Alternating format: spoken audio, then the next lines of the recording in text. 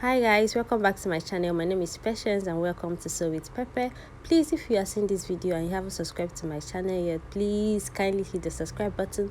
And if you find this video interesting or useful at the end, do not forget to give it a thumbs up and leave a comment below. So in today's tutorial, I'll be showing us how to make this two-piece which comprises of the kimono and the gown. So guys, we'll be starting with the inner piece, which is a short gown.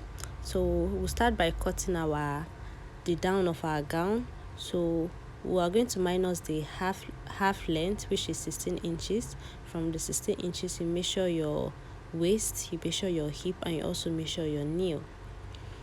So after that very point which you start from, that is where you're going to measure your tummy measurement. So mine was 8, and I'll be adding extra 1.5 inches allowance. 1.5 inches allowance, which is for my tummy. So you move to the waist, you also measure your waist. My waist is also 8, and you also add the 1.5 inches allowance. So I move to the hip. My hip is 10, which you also add the 1.5 inches allowance. You basically just divide your measurement into 4.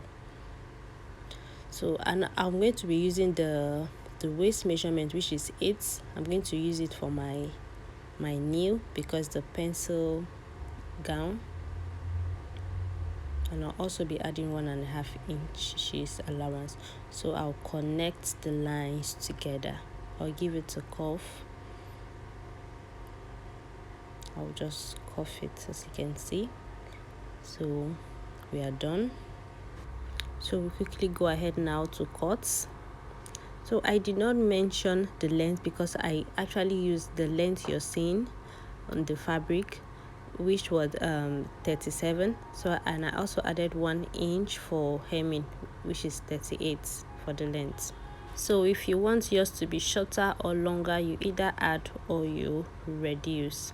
So we'll go ahead now to cut the back piece.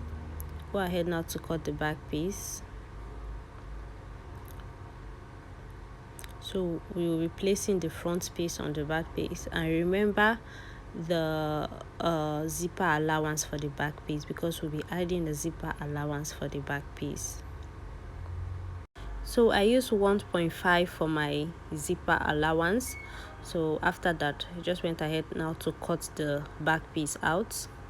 So guys, I won't be adding that to this dress based on to me, but it was still fitting and nice on my body even without the that. So I won't be adding that. I did not just want the lines of that on this dress. So just go ahead now to split it.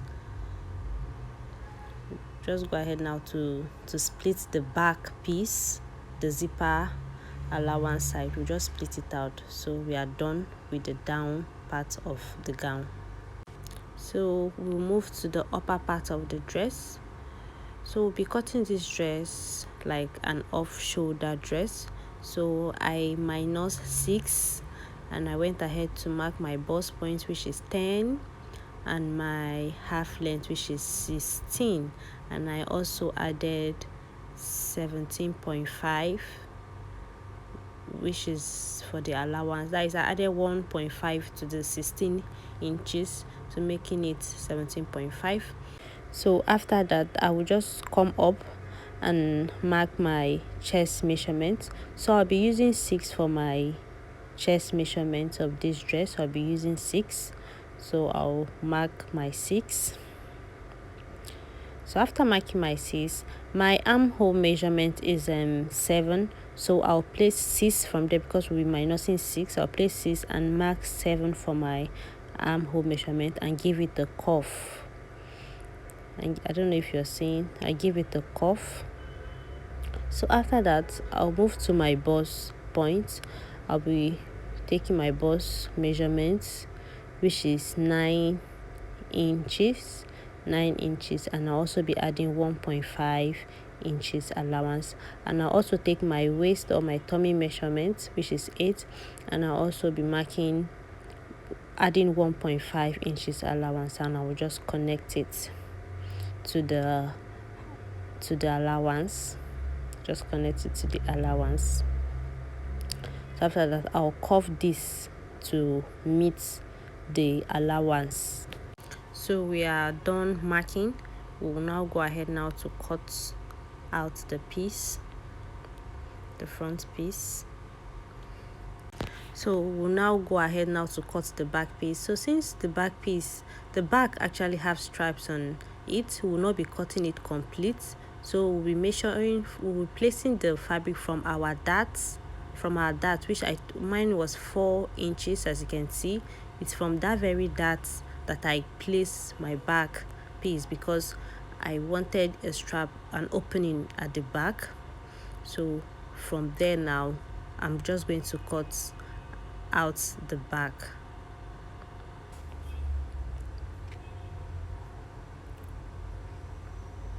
So after cutting, go ahead now to split the back. So this is how it's going to look. So after that, I'll be making use of lining, but you can decide to make use of a bias. So I'll just cut out my lining for the front piece and also the back piece. So after that, I went ahead to turn my front piece with my lining and also added the rope. So after that, this is the back piece. So I also went ahead to make the strap for the rope. You just make a long rope and cut it into straps like this. So I also went ahead to trim that long part off to join just that very part you see me joining. That was where I just trimmed it. I just trimmed it from that very place, like 1 inch, trim it to the armhole. So guys, I'm done attaching the stripes on the back. As you can see, you notice the trimming. I told you to trim it to the armhole. So look at how neat it's looking, and I also went ahead to iron it. So this is how we are just going to place it. So after that, I went ahead to take the skirt side of the front piece. I told you I won't be adding that, but if you want to add that to yours, you can go ahead to add that.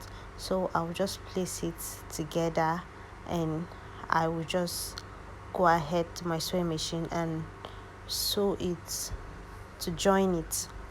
So, and after that, I also went ahead to join the back piece also. As you can see, you will start from the side and join to the zipper part, as you can see. And I also went ahead to attach my zip, and this is also the front. So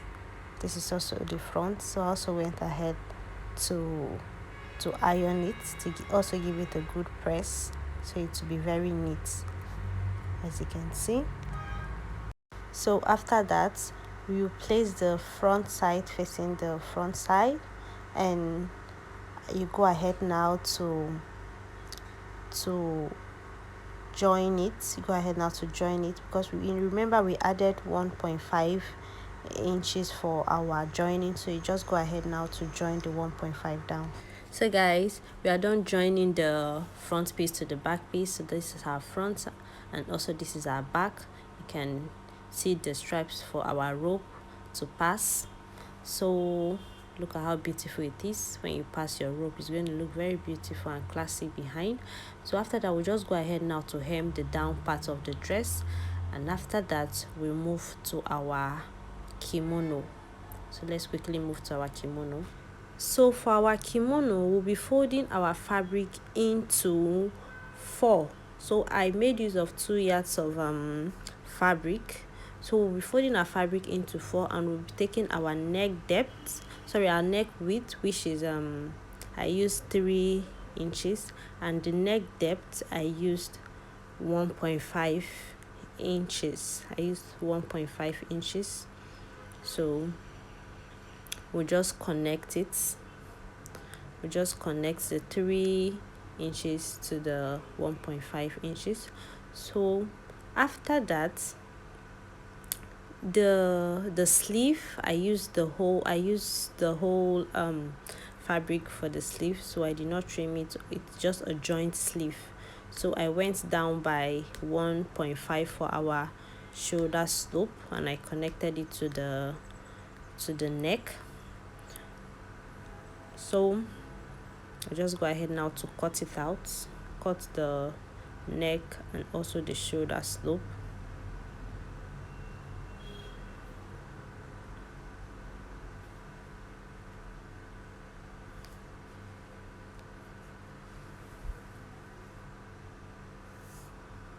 So after we're done cutting our shoulder slope, we'll just go ahead now. The wideness of the sleeve, I'll be making use of 9 inches. 9 inches. We're making use of 9 inches. This, I did not basically use any measurements. I did not use any measurement. I just, from that 9 inches, I just gave it a curve. I just gave it a curve down. I just gave it a curve downwards. Just gave it a curve downwards. So, and also the length, I did not measure the length because the fabric I'm using is by 60. So I wanted the kimono to be long, so I used the whole of the 60 inches for my full length.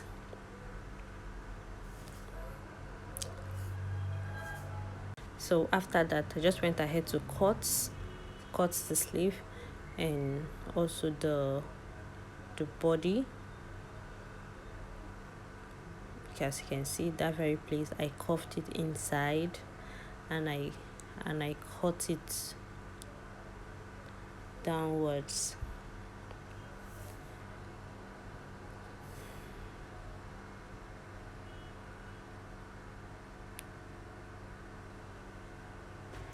So guys, after that, we are done with the back piece. So we'll just detach the back piece from the front piece so we can work on the front piece, because the front piece has an opening. So we'll just be cutting, like from our neck. We'll just measure 20 to our neck.